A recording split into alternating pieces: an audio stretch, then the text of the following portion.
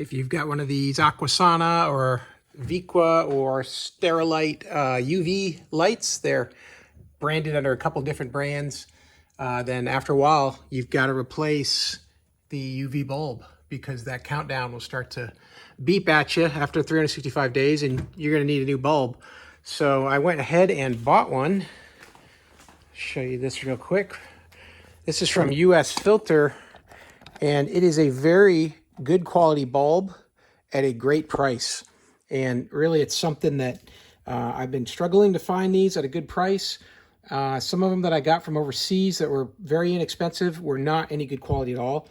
This one out of the box is impressive so far. So right on the side here, might be a little hard to see, but let's give it a try. It's made in the USA, and that is stamped right on the glass. You can just see that made in USA right there. It's got the proper fitting for this style of lamp, and it's got the same two little burners on each end, one down in there and the other one in here. The only issue I'm finding is the O-rings that they provide to you. These are way too thick. Just looking at them, I can tell these are too thick for what's going to go in my device.